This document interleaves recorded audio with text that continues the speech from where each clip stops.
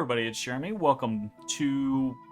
What the fuck is this going to be called? I guess this is just a pretender design, pretender discussion for Tzeentch for our game, the Slowest WAAAGH.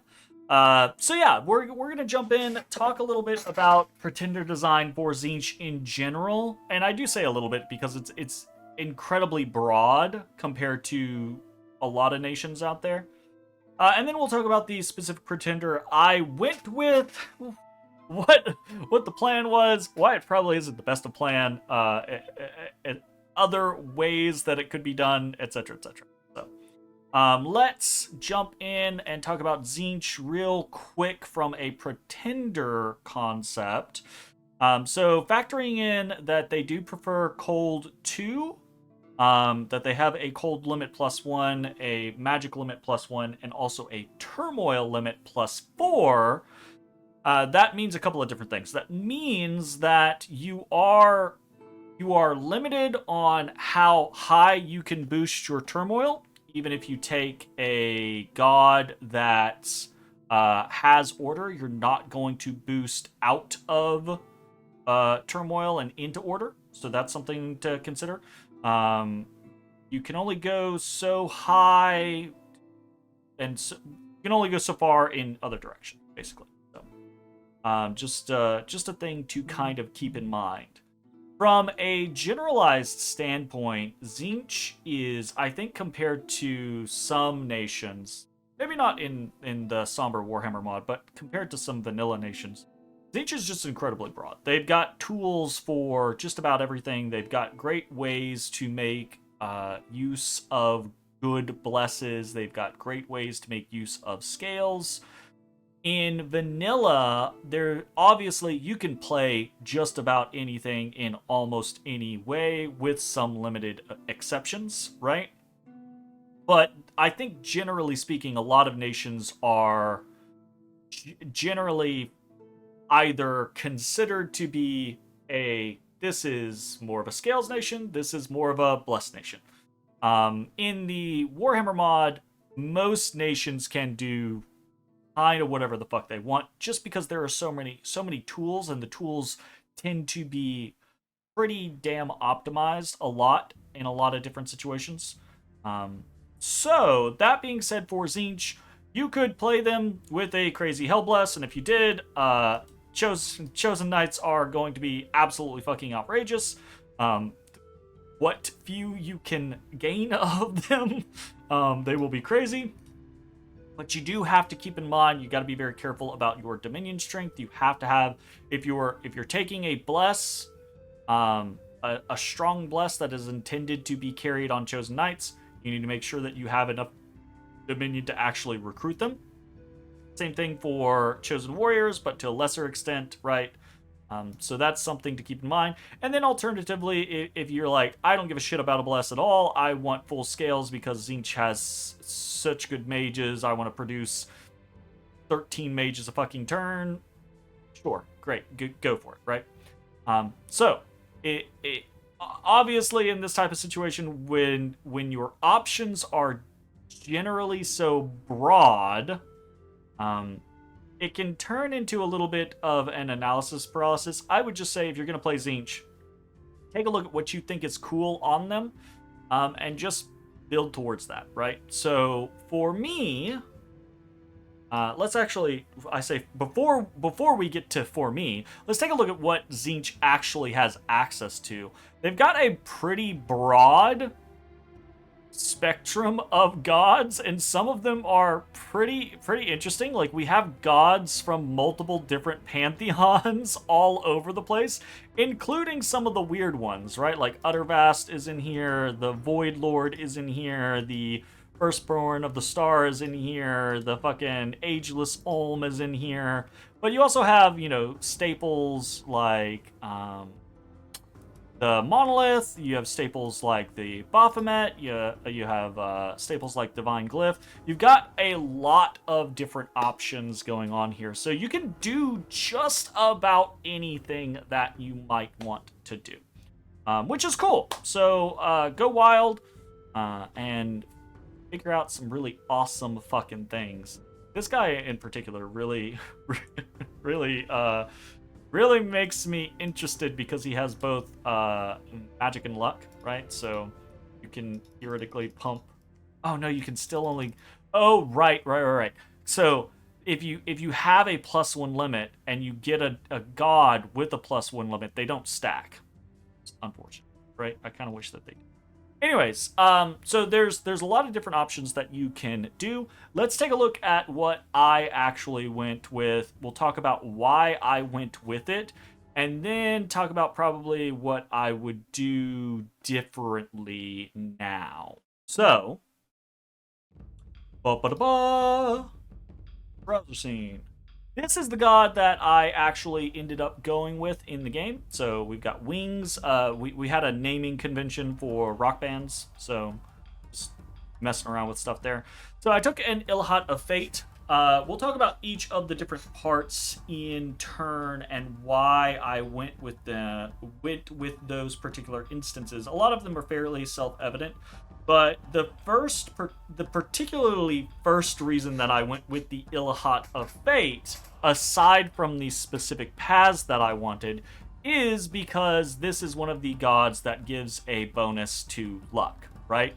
So I wanted, because of the turmoil scenario, being locked into a certain amount of turmoil, I wanted to try to play around with luck as a concept.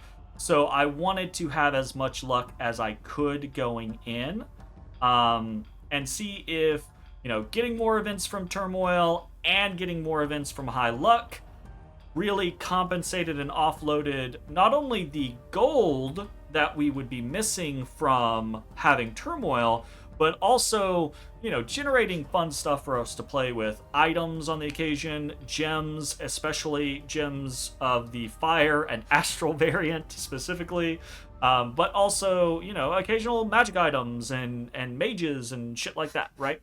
Topping it off, there are some pretty good luck heroes.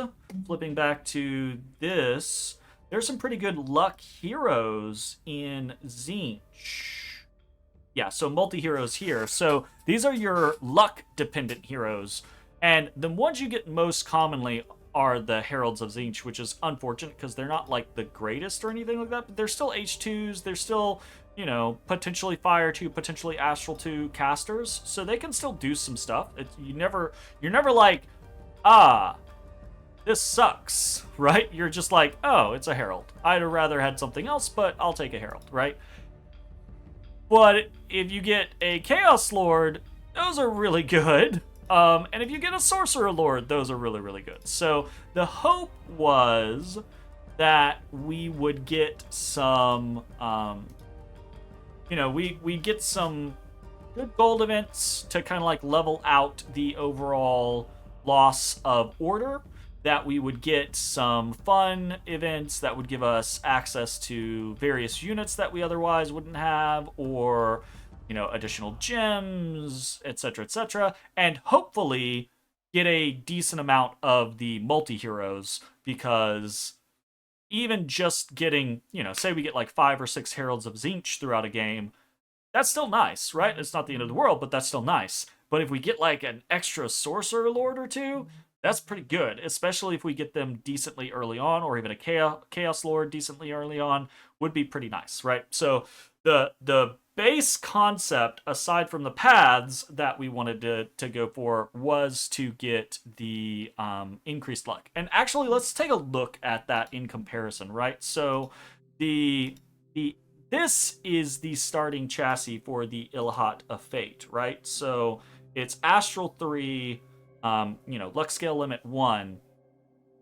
And what we ended up doing, right, is we end up taking Astral 6, Fire 6, and then imprisoning and boosting all of our scales, right? So this is what we get, and we get the oh so tasty design point 0, which is honestly not that big of a deal, but every time you can get it, it's just like, ah, yes, it's meant to be, even if it's really not, right? So this is original chassis, and then what we actually ended up taking, being this one, right? So the reason why we pumped Astral to 6 and added Fire up to 6 is that we want to go, specifically I want to go into this game and I want to play with the tools that Tzeentch has. And that means almost overwhelmingly fire, right? Most of their summons are fire-based, right? Like the blue horrors are fire-based, pink horrors are, actually, we can just check. We'll just, why am I tabulating them off? Conjuration. Blue horrors, fire. Chaos spawn, fire. Flamers, fire. Pink horrors are actually astral, sorry. Cavalcade, fire. Blue horrors, fire. Screamers are air. Heralds of Tzeentch are astral. Daemon Prince, fire. Pink horrors, astral. Flamer trio, fire. Screamers, air. Lord of Change, astral. Right? So fire, air, and astral.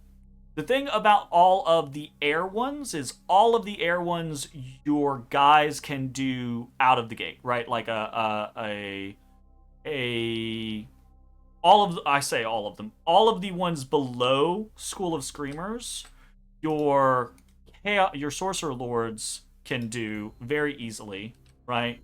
And then with just like a single booster, you can get up to Screamers, right? So it's very easy for them to get where they're going there. And then even then, right, it's the concept of, are you playing for Summon School of Screamers? Even if you have like difficulty getting that final booster, it's the concept of like, is that what you're trying to accomplish, right? Do you want to spend 15 air gems every single turn to get 6 Screamers? It's not bad, right? But it's not probably like the go-to thing. So going fire and astral nets us access to all of the fire and astral stuff, right? I say that. Doesn't net us access to the Lord of Change. But we don't need access to that. The Sorcerer Lords can do that almost out of the gate. You just need a single booster and done, right? So I suppose really we're just concerned about the fire.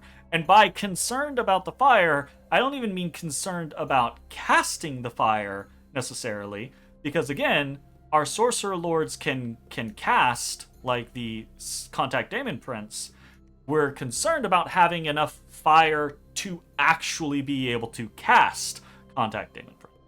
But primarily, Daemon Prince and Spawn Cavalcade are the two real concepts, right? The idea being that we went fire because we want to put up Eternal Pyre as soon as this god comes out of imprisonment, right? So having Enchantment 6 and having Conjuration 6 by the time, turn mid-30s rolls around, our god comes out, we immediately put up Eternal Pyre, and then every other turn we summon a Daemon Prince. Or we, can spend a couple of mage turns each turn summoning cavalcades, depending on what we, right, is kind of concept. Now, this works. This absolutely works. Flipping back over to what we actually ended up taking, going for Fire 6, going for Astral 6 does allow you to do those things, does allow you to, beeline to Eternal Pyre.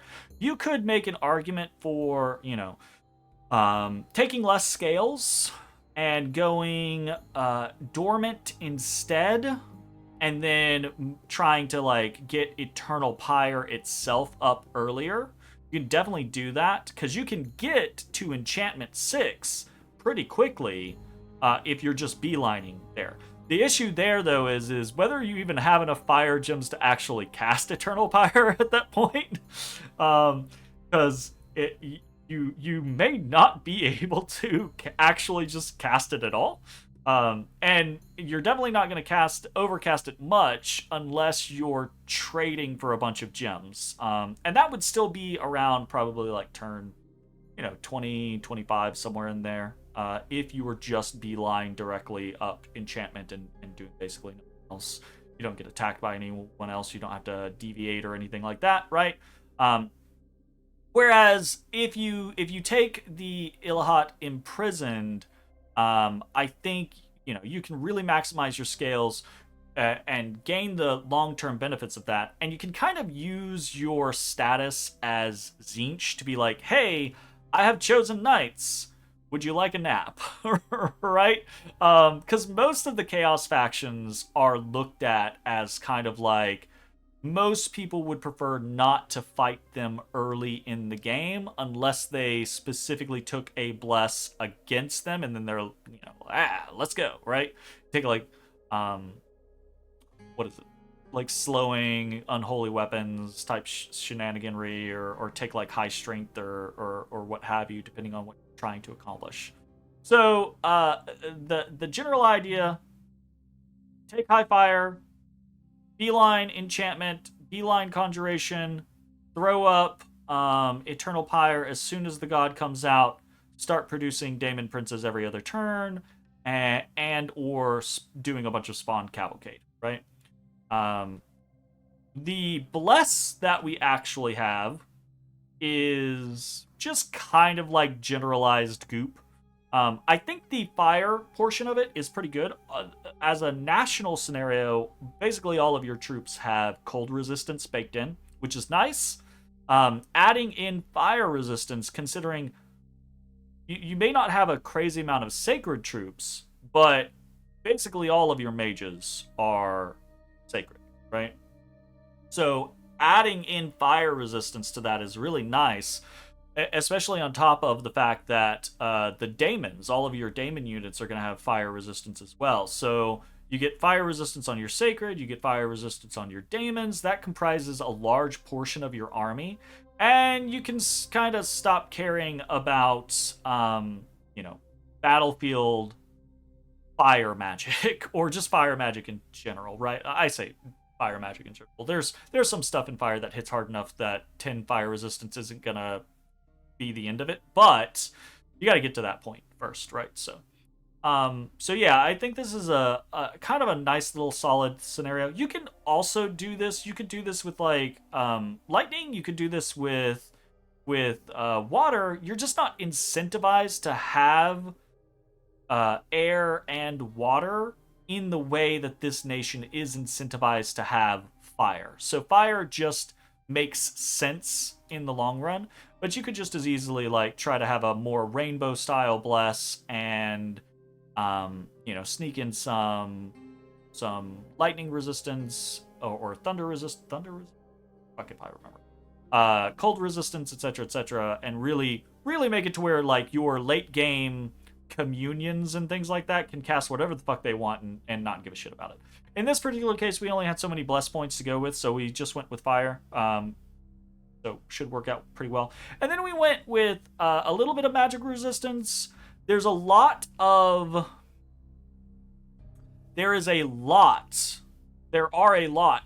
really good magic nations in Sombre's mod period, and specifically in the game that we're playing. So specifically callouts, I think Itza is just a fantastic magic nation. Nagorond is a fantastic magic nation. I think Nehekara has pretty fucking good magic in the long run as well.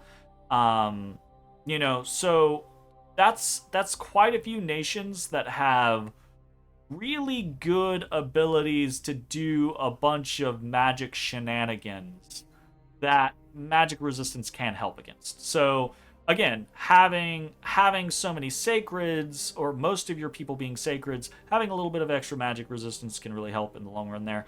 And vice versa, the reason why we went Arcane Finesse is the exact opposite, right? Like, we are one of those really good magic nations, having a little bit of extra pin and forcing our way through magic resist stuff, doing things like master enslave. What the fuck is that? We swap. look. Yeah, Master and Slave, right? Like doing something like Master and Slave, totally doable for us, right? Absolutely an option that we could do. Having a little bit of extra penetration for something like that, quite. That being said, it is a very, very generalized bless. I say almost no. Basically no combat power in the beginning of the game. You could make an argument for being like, oh, well, we got some fire resistance, so you could run, and you're already intending on running up Conjuration, so you could do some, like, fire elemental summons type things in early game battles, and it wouldn't hurt you as badly because of all the fire resistance. So there's a little bit of, like, stretch in there, but really it's basically no combat strength in the beginning. It's almost entirely off the back of, we're going to have really good scales, we're going to have a lot of money. We're going to have the threat that we are Tzeentch with Chosen Knights, and so hopefully we will secure naps early in the game. And then by the time people are like, oh, hey, they got fucking nothing for a bless. By that point, we're already scaling, right? Is the hope. And it shouldn't actually take us long. Turn 20s to 30s, we should actually be breaking into some pretty decent things. Again, with the concept that by the time we hit mid-30s, we are set and ready to, our god comes out, Eternal Pyre goes up, and then, 2 turns later, because we've gotta drop the Eternal Pyre. That will probably consume every fire gem that we have, and then next turn we're just recouping fire gems, and then the turn after that it's Daemon Prince, and then every other turn is either Daemon Prince or Cavalcades or whatever we need at the prediction. So that is the generalized plan. Now, I'm going to tell you what I think you should do instead, which is very, very similar, right? But is not this. That's not to say that doing this wouldn't work. I just think in the long term, this extra point of luck, I do not think is worth the chassis and what you're getting out of the chassis. Now, there is the argument that this Titan chassis, while it doesn't have a lot of crazy special abilities, it is still a Titan chassis. It has, decent base stats, high HP, you can fully equip it, etc., etc. But really, while yes, that is the case, you got so many other fucking good mages and good chassis in a game like this that the chassis kind of starts to feel like less of an important factor in this kind of situation. And I think instead of going the Illihat of Fate, if you wanted to do something that was almost exactly the same but with more oomph, I'd go the Divine Glyph, right? You can take the exact same scales,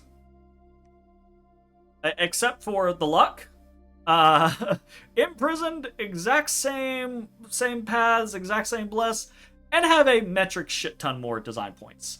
Also specifically, you can boost up your order or your turmoil to only be turmoil 1, which is actually increasing your income there a little bit, right? Like you get a 3% income boost there. Your recruitment points are less capped, etc., etc. So this is kind of like going opposite on the concept of having more events and those events being luckier, right? But you're still going to have more events, and those events are going to be luckier. You're just not skewing it as much. And even after this, you still have 149 design points. So you absolutely could break into some other magic paths if you were like super concerned about it. Or you could just go fucking higher. You could be like, I want my god to be Astral 9, blah, blah, blah, blah, blah, blah, blah. Right? So 149. And that's even in the concept of like, you could just stay having lost the luck point and these still be really good scales. You could you could dive further into blesses, or you could just go for higher dominion, right? Like higher dominion with the concept that I'm gonna have 10 dominion out of the gate, and that's gonna take longer for my dominion to spread, but once my dominion starts spreading, it's gonna be very difficult to stop spreading, right? So this would be the concept of pretty early on, your dominion will probably get pushed, or not, your dominion won't get pushed by your neighbor, but your territory would likely get constrained by your neighbors, right? As people with like probably 6 or 7 dominion, their dominion is going to probably push into your territory. But as your dominion fully spreads into the provinces that you have taken, you're going to pretty easily push against other people's dominion, right? So there's a lot of other things that you could be doing. And I think ultimately that luck point and the chassis are not superior, at least from my point of view, are not superior to what you're getting out of the Divine Glyph as a chassis as well, right? Because you can teleport this guy around if you want to do some crazy stuff. It's still an option.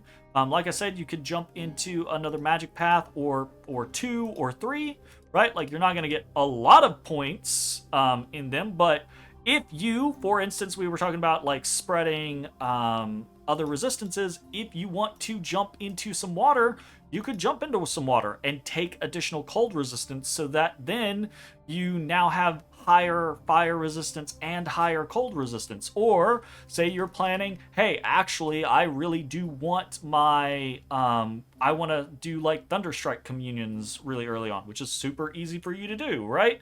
I want to add in some resistances there. Or hey, fuck it, I actually want I want magic weapons. Okay, cool. You can throw magic weapons. You're not going to have it for a long time, but you can totally do so. This just gives you a lot more flexibility. And I'm going to say this. Obviously, right? Luck is luck. It's luck-based, right? So your mileage is going to vary on whether or not the additional 1 point of luck from the Illihat is going to make that difference. But in my case, it really didn't. We got good luck, and I'm happy to have good luck. But we didn't get like, oh my, phenomenal luck, right? Type situation. So that's the kind of like case of luck. It's luck. So at the end of the day, if you really want to play for that, then sure, you can still take the Illihat, try to go into that kind of concept, but you are more limited based off of the chassis and what you're trying to accomplish. I would really recommend, if people want to do kind of a similar style build where you're really trying to ensure I'm going to put up Eternal Pyre as soon as my Imprisoned God comes out, and then I'm immediately going to start throwing out Daemon Princes every other turn, then I would just go for the Divine Glyph, right? Because you can do that very easily, and you get way more design points to actually mess around with that concept. That's pretty much it for this scenario. Obviously, again, it's there. You have so many options. You could take the Titan of Forethought, right? Purely off of the concept of wanting more production. I think that's the only production option that you get, right? But you could take it for getting more production because you want even more Chaos Warriors, right? Like, you are somewhat production capped at 31 resources, right? Same thing for like Chaos Knights. Same thing for Chosen Knights, right? Like, say you're like, actually, I really want a shit ton of them. I'm gonna go that so I can get Flip the kitty. I want more production, right? So you got a lot of options on where you go, what you try to do. There's so much that Tzeentch would effectively be good at. And that's just in the concept of trying to like manipulate your scales and going for the idea of utilizing the summons. You could pretty much ignore a lot of the summons of Tzeentch and just play them in a completely different way. They've still got great units. They still got great magic. Lot of different options. So that is just what I did. Final last like shout out to Wings, which is what we actually ended up going with, and we'll see if it actually ends up working out for us in the long run. So that is it for the generalized, just kind of like random spiel talking about Tzeentch, or talking about what we did and why we did and what I think would be doing better. But yeah, hopefully, I've kind of already spoiled it a little bit, but hopefully we get good luck, and we'll go from there. So yeah, thanks for watching. See you next time. I'm gonna go play with this kitty cat. Bye, kitty cat. Bye-bye, everybody. Hey everybody, thanks for watching. If you enjoyed the video, consider leaving a like, commenting, or subscribing. It really helps me out. If you'd like to see me live, head over to my Twitch at twitch.tv/thedistanthorizon.